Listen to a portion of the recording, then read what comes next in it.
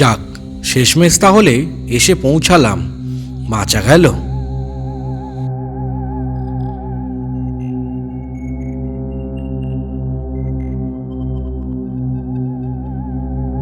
কিন্তু কি স্টেশন রে বাবা, একটা সিঁড়িও নেই যে সিঁড়ি পারাপার হয়ে যাব। এই যে দেখছি লাইন পারাপার হয়ে যেতে হবে। দেখি ওদিকটা যাই আমি এগিয়ে। সেই কোন ছোটবেলায় এসেছিলাম, কিন্তু কিছুই তো মনে পড়ছে না। চারিপাশটা যেন ঘুটঘুটে অন্ধকার।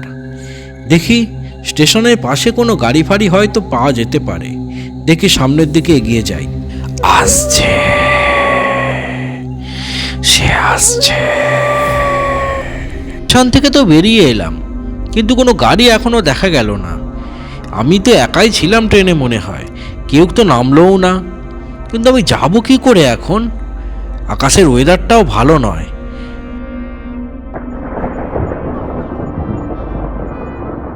পুকুরের পদ্ম ফুলগুলো দেখে ছোটবেলার কথা মনে পড়ল।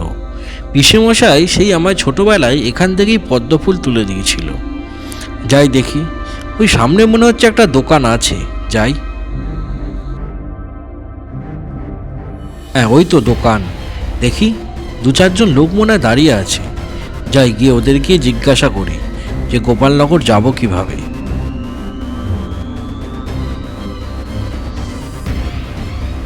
ও দাদা শুনছেন? দাদা, ও দাদা শুনছেন? বলছি দাদা, গোপালনগর যাব, তা এখানে কি কোনো গাড়ি পাওয়া যাবে? একটু বলতে পারবেন? আমি তো অনেক দূর থেকে এসেছি, তাই যদি বলেন একটু। গোপালনগর, গোপালনগর যাওয়ার জন্য গাড়ি আপনি এখান থেকে এত রাতে পাবেন না। গোপালনগর এখান থেকে কেউ যায় না, বুঝলেন? আপনি বরঞ্চ আজকে রাতটা স্টেশনেই কাটিয়ে দেন, এখান থেকে কোনো গাড়ি যাবে না।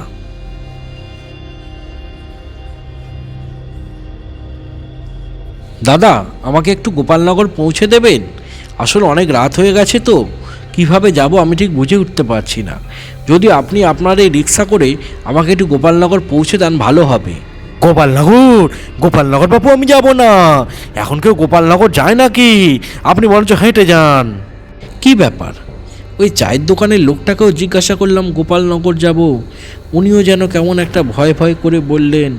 আর ইনি তো আমাকে না নিয়েই চলে গেলেন ভয়ে। কি ব্যাপার কিছুই তো বুঝে উঠতে পারছি না। এর উপর আকাশের ওয়েদারটাও ভালো নয়, বিদ্যুৎও চমকাচ্ছে প্রচণ্ড।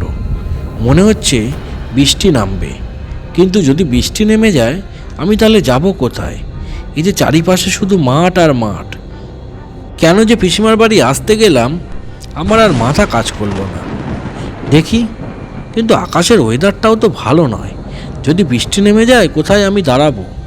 ওই যে একটা লোক আসছে, ওনাকেই জিজ্ঞাসা করি। কাকাবাবু, গোপালনগর যাওয়ার রাস্তাটা কি এই দিকেই?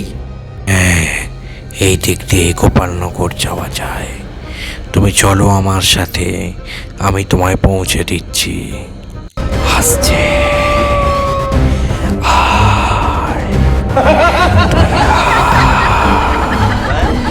আসছে।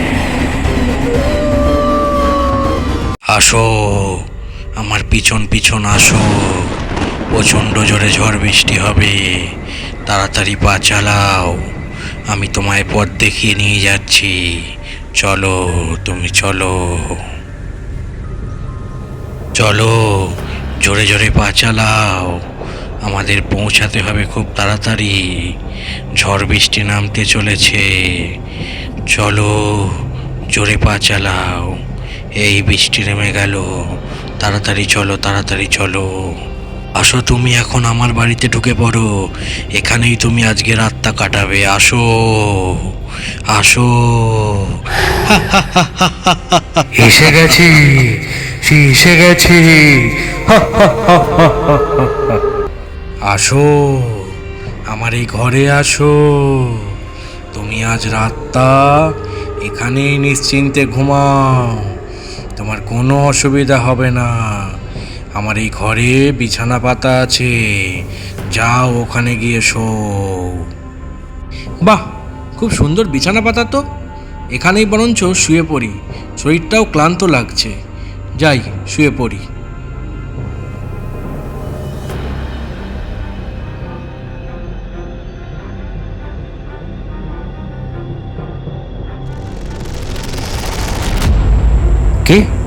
কে যেন আওয়াজ করলো মনে হলো।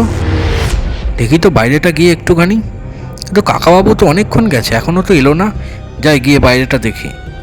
বৃষ্টি মনে হয় বাইরে কমে গেছে, এবার বরঞ্চ আমি চলে যাই। কিন্তু কাকাবাবু এলে কাকাবাবুর সাথে দেখা করে গেলে ভালো হতো। দেখি তো বাইরের দিকে কাকাবাবু আছে কি না।